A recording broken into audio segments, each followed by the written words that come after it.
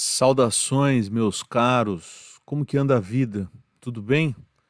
Ontem eu perguntei para vocês se vocês já tiveram a experiência de sentir um estado de graça. E eu fiquei aqui refletindo por que que a nossa cultura não desenvolve, não cultiva a ideia de nirvana, assim como existe no budismo.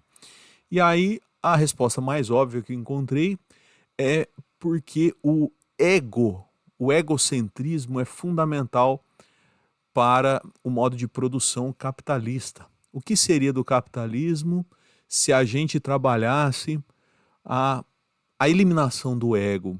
Seria a ruína do capitalismo. Então, isso serve para a gente ver que nem tudo da nossa cultura ajuda o nosso bem-estar. Inclusive, no curso A Ciência do Bem-Estar, que é a base do método Meliagra, o que é, é chamada atenção é que como nós temos ideias equivocadas sobre o nosso bem-estar. E de onde vêm essas ideias equivocadas nossas sobre o bem-estar? Eu acredito que é da cultura ficar bombardeando a gente com algumas noções que não são verdadeiras. A primeira delas é que você vai ser feliz se você ganhar muito dinheiro e ser famoso. E as pesquisas mostram que a aquisição de dinheiro traz felicidade até um certo grau. Não é ganhar muito dinheiro que traz felicidade. Há vários exemplos de pessoas que ganharam na loteria e não se tornaram exatamente pessoas felizes, tá? E então essa reflexão inicial para a gente entender o porquê que não faz parte da nossa cultura, algo que aqui no método vai ter grande importância. O método ele está dividido em quatro grupos. E um dos grupos é especificamente para a gente refletir sobre a transcendência, sobre uma sensação de felicidade que não é exatamente pessoal, ela não é exatamente social, ela é um tipo de felicidade de comunhão com o universo, com o cosmos. E aí alguém poderia questionar, mas isso nem faz parte da nossa cultura? Pois é que a nossa cultura não parece que ela não está muito preocupada com o nosso bem-estar. Ela está preocupada com vender a ideia de felicidade, vender a ideia de prazer. Isso a nossa cultura está preocupada. E no vídeo de ontem eu mostrei para vocês como que as ideias propostas aqui no método, elas têm relação com a base da psicologia positiva. E hoje, novamente, com as ideias de degustar detalhes e contemplação, eu faço esse paralelo e percebo que das 5 ideias fundamentais aqui da psicologia positiva, as ideias de hoje vai ter relação com 3 ideias. Uma delas é com emoções positivas, sentir alegria, gratidão. Outra delas é com engajamento, estar completamente absorvido, a ideia de degustar detalhes. E significado, pertencer e contribuir para algo maior do que você mesmo, principalmente com a ideia de contemplação.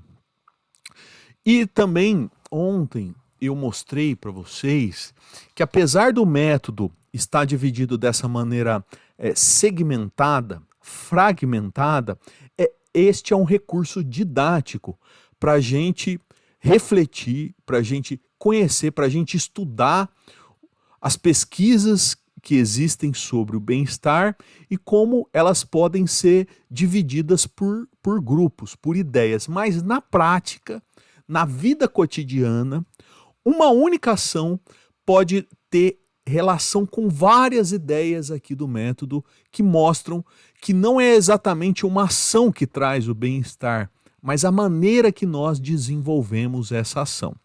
E ontem eu dei o exemplo de como preparar o próprio alimento pode ter relação com várias ideias de bem-estar, e hoje eu vou dar o exemplo de uma atividade como organizar um churrasco em casa, como uma atividade corriqueira como essa pode ter relação com diferentes aspectos do bem-estar, tanto em relação aos elementos estruturais do corpo, como relação aos elementos pessoais e éticos, também com relação aos elementos sociais e políticos e, e relação também com os elementos de transcendência e de uma felicidade que transcende o indivíduo. Então vamos lá, organizar um churrasco.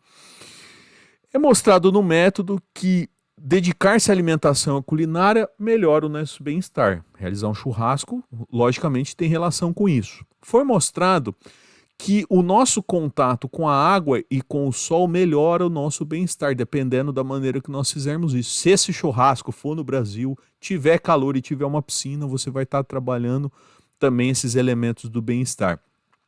Se você faz esse churrasco na sua casa, você está movimentando a sua casa, você está dando vida à sua casa, e aí um dos elementos de felicidade do método é a oikopraxia, que é justamente você cuidar de todos os detalhes que são importantes para uma casa, não só da parte da arrumação, mas também da vida social.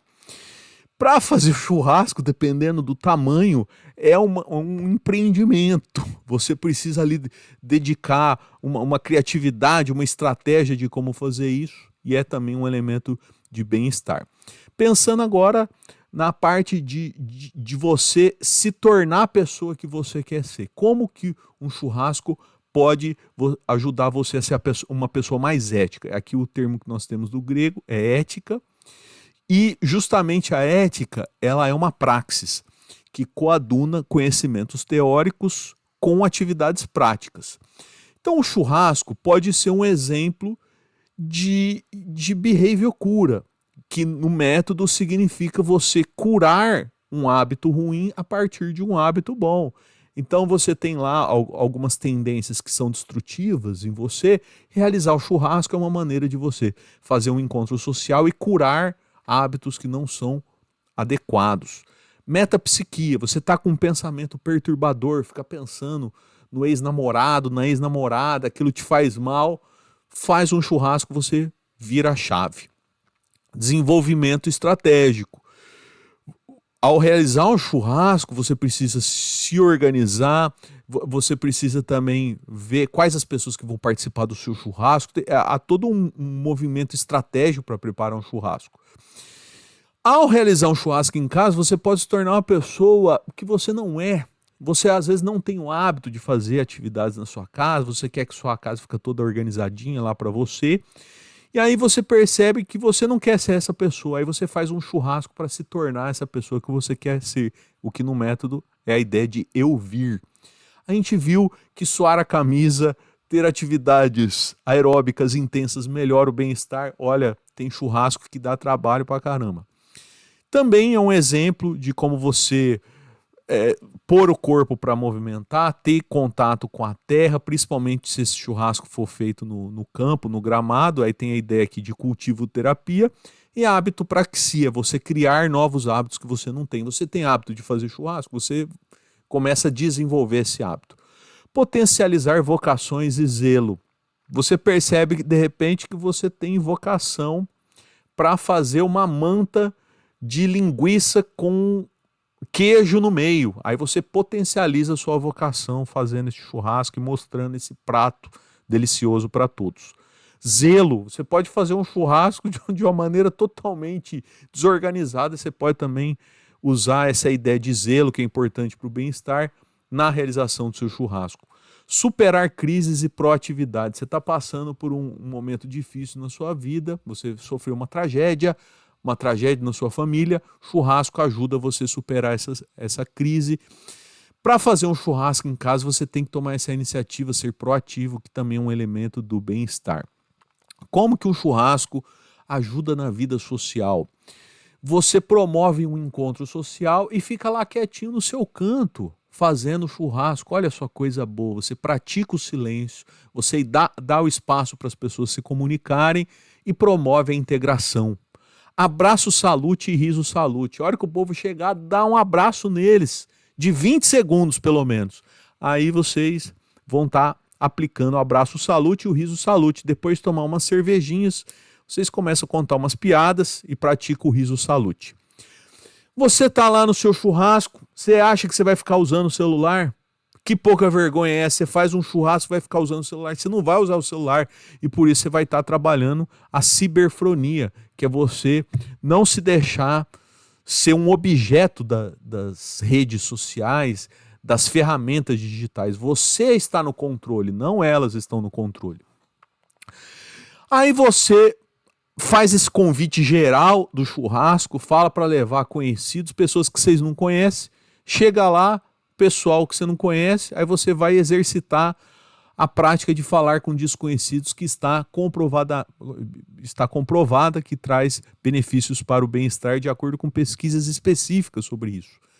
Aí, churrasco é um exemplo já patente de benfeitoria compartilhável e também é uma maneira de você se engajar-se em ideais, engajar-se em ideias. Qual o ideal? Ideal de ser uma pessoa mais sociável, o ideal de contribuir para que as pessoas sejam mais amigáveis umas com as outras. De repente você faz um churrasco e chama o pessoal lá do seu trabalho, aí você está engajado no ideal de tornar as pessoas mais próximas. Ótimo. E como que você exercita essa prática que nós estamos vendo essa semana de você transcender, de você eliminar o seu ego fazendo um churrasco? É a oportunidade de você degustar detalhes, justamente. Ao invés de fazer um churrasco lá e nem prestar atenção no que está acontecendo, preste atenção nas amizades que estão se criando lá. Deguste isso. Isso faz bem para o bem-estar. Existiliência é a virtude que nós veremos daqui a alguns dias de você enfrentar as dificuldades da vida. Você acha que fazer um churrasco em casa é fácil? É nada. É difícil, mas com resiliência você consegue. E aí, ao invés de ficar absorto lá no celular, você vai estar totalmente atento no que está acontecendo no churrasco, com estado de presença, que é um outro elemento de bem-estar, além de solidariedade e gratidão. Às vezes a gente tem um sentimento de gratidão e quer fazer um favor para alguém, faça um churrasco. Aí você põe para fora esse sentimento de gratidão e de solidariedade. Então isso serve para mostrar, esse exemplo aqui do churrasco e ontem de preparar um alimento em casa, é para mostrar que ações cotidianas trazem o bem-estar. E não por acaso, no documentário que foi mencionado aqui, Como Viver até os 100 anos, as Ilhas Azuis, as Zonas Azuis, é mostrado que não são poucas as zonas azuis que as pessoas vivem além dos 100 anos e não são pessoas ricas, são pessoas justamente simples, pessoas que não têm excesso de recursos, como eu disse. Às vezes a falta de recursos é mais benéfica para o bem-estar do que o excesso de recursos. Tá? Então, é um exemplo de como as ações cotidianas trazem o bem-estar. Isso para mostrar que o método tem esse componente didático, mas a gente consegue também traçar paralelos com a vida cotidiana, como que aparece esses elementos na vida cotidiana, certo? E aí, dando continuidade, o que nós vimos até agora é uma semana dedicada aos elementos estruturais e do corpo, que em grego é soma, uma semana dedicada aos elementos pessoais e da praxis ética, que mistura teoria e prática na lapidação da nossa personalidade. Vimos uma semana inteira desses elementos. Vimos uma semana inteira dos elementos da vida social e política, como alguns códigos não dependem de nós e nós precisamos conhecer esses códigos e aceitá-los, e encontrar espaço para a nossa vida pessoal dentro da vida social. E estamos agora na semana que vamos refletir sobre essa transcendência. Antes, vamos entender um pouco essa palavra aqui, eudaimonia. Bom, é uma palavra grega que significa felicidade, mas é uma felicidade que não é corpórea. Esse eu aqui, esse prefixo eu, aparece, por exemplo, na palavra eufonia, eutanásia, que é o bem. Então, eufonia é um som que soa bem. Agora, eutanásia é quando você quer a morte. Thanatos é morte. Então, o eu aí significa bem. Então, essa ideia aqui de eudaimonia é uma felicidade que transcende o indivíduo. Em algum momento do método, eu falei, eu acho que foi na primeira semana que eu falei dos elementos estruturais, eu falei que um dos elementos estruturais nosso é a nossa psique. E lá o termo que aparece é eros-psiquia. Como alguns elementos da nossa psique são determinantes para o nosso bem-estar. E aí eu associei essa primeira semana à ideia que aparece no Freud de id. Na semana dedicada à personalidade, eu associei ao ego. E na semana da vida social, ao superego. Que isso tem a ver com as ideias propostas pelo Freud. Que o id é aquilo que nós não conhecemos. É a nossa carga. Quando a gente nasce, a gente já vem com toda uma carga das informações, da história da nossa família, a gente vem com uma carga da cultura que nós estamos inseridos e temos também muitos, ao longo da nossa história, a gente tem traumas que ficam lá presos no id. Quando a gente trabalha bem esses elementos, né, do inconsciente, e estamos tomando as rédeas da nossa vida, a gente consegue desenvolver a ideia do ego, do eu. É um eu consciente. É um eu consciente que lida com questões do inconsciente e lida com questões que estão para além do ego, que é o superego, que é a vida social. E olha que coincidência. Agora a gente vai falar de um momento de supressão do ego. Esse momento de transcendência é como se a gente tivesse passado por todas as estruturas, desde do momento mais elementar da vida material, corpórea, daquilo que a gente nem tem noção que está conosco, que nos acompanha na nossa história, que vem lá dos nossos pais, e aí vem da infância, muitos traumas aparecem lá, e aí chega o momento da gente se desenvolver e tomar as rédeas da nossa vida com o ego, lidar com regras sociais que transcendem o ego na vida social, mas também tem um tipo de felicidade, que é o que nós estamos vendo nessa semana, que é você se absorver, é você se entregar à existência universal. É você sair da sua vida pessoal, da sua vida inconsciente, da sua vida social e se entregar e fazer parte do todo, que é de onde nós viemos. É um retorno à origem. Para muitas pessoas isso vai ser a ideia de Deus, a ideia de religiosidade, mas você não precisa ter nenhum tipo de crença para conseguir entender o que é essa sensação e também poder desfrutar dessa sensação. Eu estava fazendo pesquisas aqui, como que nós conseguimos chegar a esse estado de nirvana? E aí são basicamente duas regras, que é você praticar e desenvolver virtudes e realizar meditação. Aí você consegue chegar nesse estado. Mas eu sinto que não é só isso.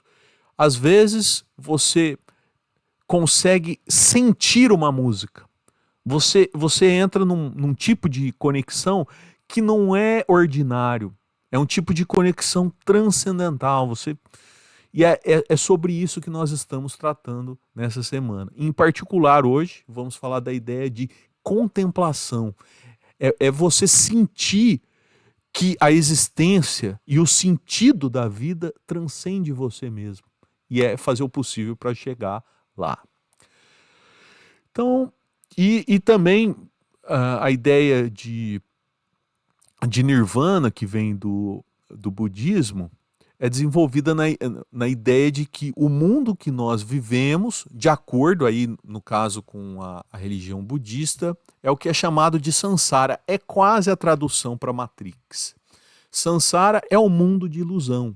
É um mundo que a gente passa ciclicamente e várias vezes, infinitas vezes, por um ciclo de encarnação, mas não somente isso, mas a gente passa por por diferentes estágios. Aqui nesse círculo grande tem um círculo menor aqui que mostra que a gente começa a se desenvolver, chega à iluminação e depois vai para o fundo do poço de novo. E aí nesse círculo maior aqui em volta, aparece como se fosse o desenvolvimento da vida humana, do início ao fim. Aqui um momento de gerar uma nova vida, há um casal aqui já um momento que nós nos tornamos senis, nos tornamos pessoas velhas e depois morremos. E aí, qual o jeito de sair dessa roda de reencarnação infinita? É justamente a ideia do nirvana, que é você suprimir a ideia do ego. A gente não precisa, para seguir um método, a gente não precisa ter nenhuma crença religiosa e não precisa acreditar em reencarnação. Aqui a questão não diz respeito a isso, até porque essas ideias elas podem ser entendidas de maneira metafórica. A gente passa por ciclos na nossa vida. Às vezes, ao longo de uma vida, você tem várias vidas, certo? Você tem uma vida de contemplação, aí dá alguma coisa errada na sua vida, você recomeça de novo. Aí tem até a expressão, levanta, sacode a poeira e dá a volta por cima. Por que tem essa expressão?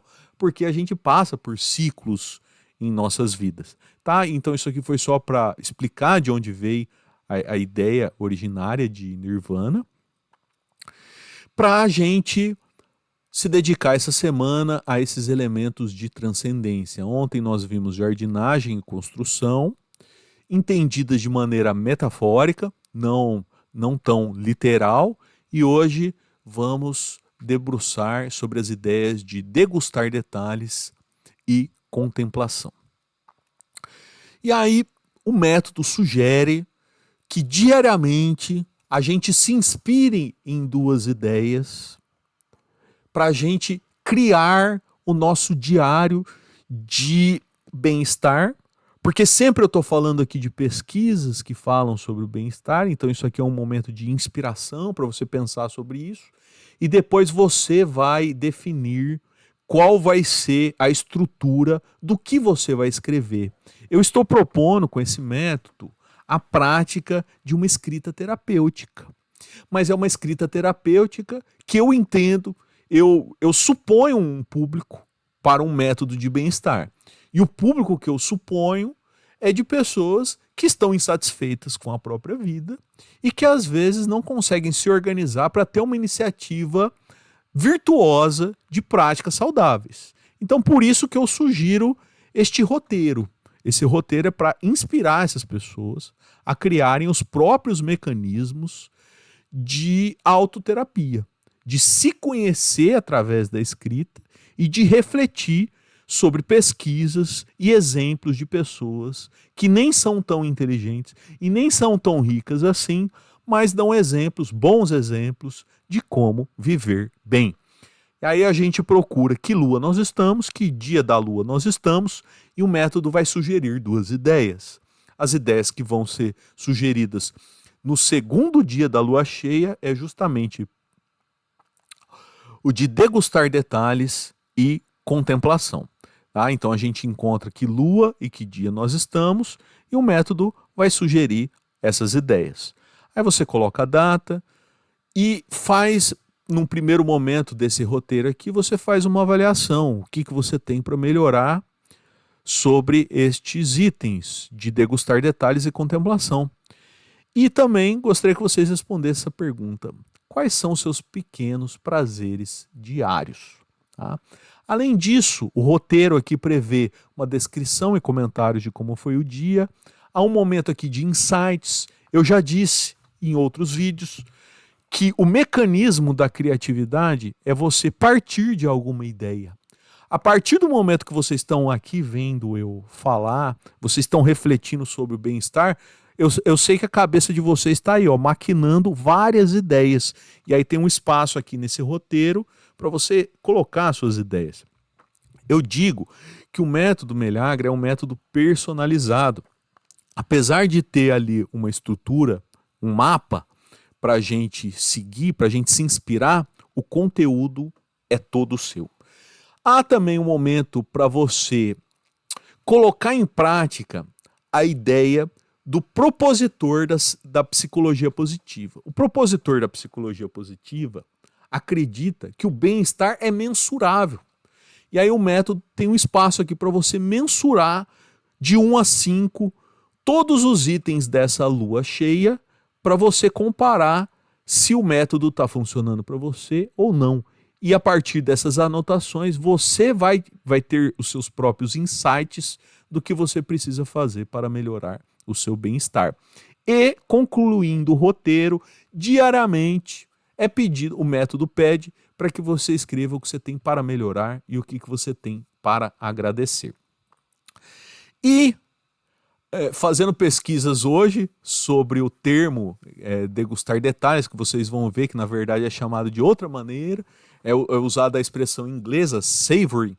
Fazendo uma pesquisa sobre o savoring, encontrei aí o caderno da Gabi, que é também um processo, uma ideia de escrita terapêutica. No caso, essa Gabi é uma psicóloga e desenvolve essa ideia parecida com o método de incentivar uma escrita terapêutica e também baseada em conhecimentos da psicologia positiva, porque ela estava falando do caderno dela e mencionando a ideia de savoring, que eu traduzo por degustar detalhes. Então aí eu estou prestigiando o trabalho da Gabi e prestigio todos os métodos que eu encontrar de bem-estar.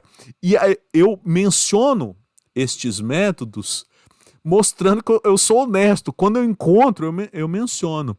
Mas eu garanto para vocês que eu não conhecia um método de diário associado ao bem-estar antes de começar a realizar o meu método. Eu fui fazendo de maneira um pouco intuitiva, mas depois descobri outros métodos que tratam de ideias parecidas. Mas vamos lá, vamos para a parte da conceitualização, a parte da definição. Porque o método Meleagra, eu estou apresentando ele aqui em formato de vídeo, mas eu estou organizando um material escrito. E aí, para você acompanhar o método, é importante você entender como que essas ideias sugeridas têm relação com o bem-estar. Então, essa é a razão de ser dessas definições. É mostrar como essas ideias que eu estou propondo aqui têm relação com o bem-estar e, eventualmente, quais pesquisas específicas foram feitas sobre essas ideias. Então, vamos lá. Degustar detalhes. Degustar detalhes é a prática intencional de saborear e amplificar as pequenas satisfações do cotidiano, como um raio de sol ou o sabor de uma refeição. Conhecida na psicologia como savoring, essa técnica redireciona a atenção para experiências positivas momentâneas, combatendo a tendência do cérebro de se adaptar rapidamente aos prazeres. Pesquisas demonstram que este microfoco regula o sistema nervoso, reduz o cortisol e tem um impacto mais duradouro no bem-estar geral do que a busca por grandes conquistas. É um antídoto científico contra a negligência do presente, treinando a mente para encontrar felicidade e significado nos simples detalhes que a vida oferece diariamente.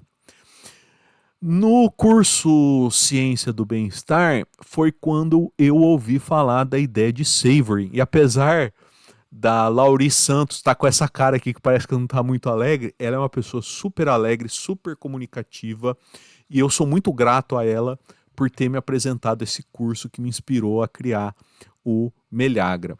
E aí a gente vê mais um exemplo, e serão muitos exemplos desses, de como nossa cultura incutiu em nós ideias errôneas sobre o nosso bem-estar.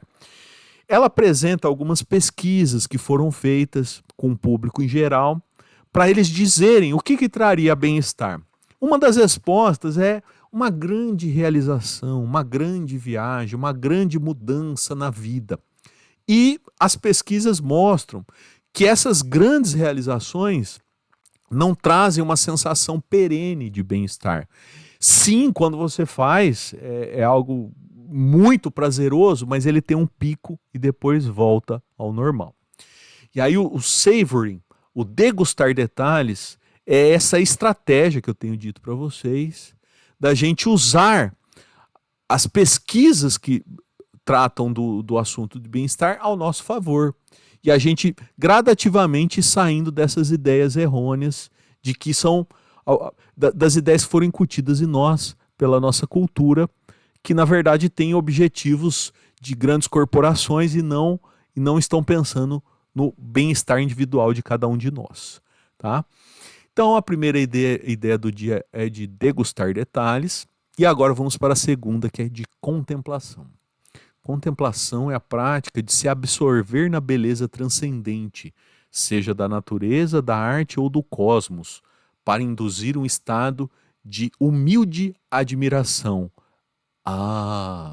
Esse parece que é uma onomatopeia.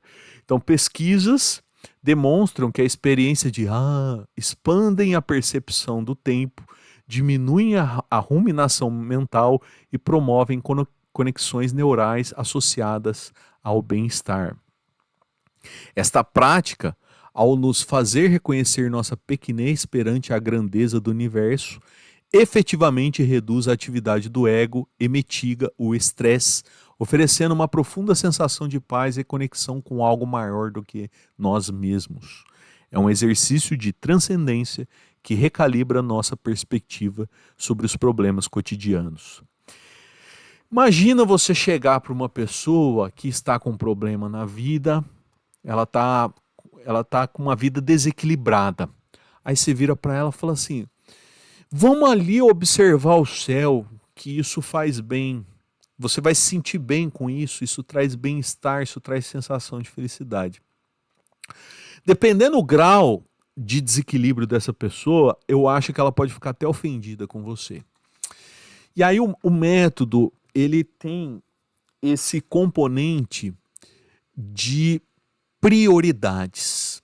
A gente fala de diferentes aspectos do bem-estar, mas a gente começa focando lá no bem-estar básico e estrutural. Para alguém que está com a vida completamente desequilibrada, falar de contemplação acho que não combina. Eu acho que combina mais com uma pessoa que está totalmente desequilibrada, você conversar com ela para saber como que está o sono dela, para saber como que está a organização da casa dela, pesquisar para ver como que está a vida social dela, como que a casa dela está. Ela tem recebido pessoas em casa, tem vergonha de mostrar a própria casa. Então, o método tem essa ideia de você começar daquilo que é mais básico e necessário, e aí com o tempo você vai escalando essas possibilidades humanas. Eu vejo o ser humano como um avião. Ele tem a potência de ser um avião, mas tem pessoas que nunca voaram. Tá tudo lá, tá tudo disponível, mas ela está preocupada com outras coisas, com outras questões. Sobre a questão do nirvana, de você atingir a iluminação, eu tenho dúvidas se isso é possível para todo mundo. Eu sinceramente tenho dúvidas se é todas as pessoas que podem chegar a isso. Eu mesmo não imagino que eu vou chegar à iluminação e ao nirvana. Mas mesmo com a minha vida sendo limitada como eu já tive pequenos acessos de um sentimento de transcendência. E como que eu tive esses acessos? Foi justamente com a música, foi justamente com a religião, com a oração, com a meditação, mas foram pequenos flashes, certo? Mas, analisando a história da humanidade, algumas pessoas conseguiram. Então, isso que fundamenta essa minha ideia de que essas pessoas que conseguiram colocaram seu avião para voar. E aí eu tô aqui com esse método, vendo o que é possível, estou cuidando da manutenção desse avião para ver o que ele consegue fazer. Mas já estou convencido que ele pode voar. Se eu vou voar, eu já não sei, mas que ele pode voar, ele pode. Então temos um exemplo aqui de contemplação de obras humanas. Contemplar obras humanas, a gente consegue sair do eu mesmo, de você se deixar admirar com algo grandioso. Mas também pode ser algo da natureza, pode ser um céu bonito, pode ser um pôr do sol bonito. Acho que todos entenderam a ideia. Então é isso, meus caros. Concluímos aqui o segundo dia da lua cheia e amanhã veremos minimalismo e jejum, justamente fortalecendo essa ideia de que para nós atingirmos o bem-estar, nós não precisamos ser ricos, nós não precisamos ter muitos atributos, a gente precisamos ser estratégicos. Agora, muitos recursos, de fato, às vezes podem até fazer mal para o nosso bem-estar. Então é isso, muito obrigado por acompanharem até aqui e nos vemos amanhã, tá certo? Um abraço.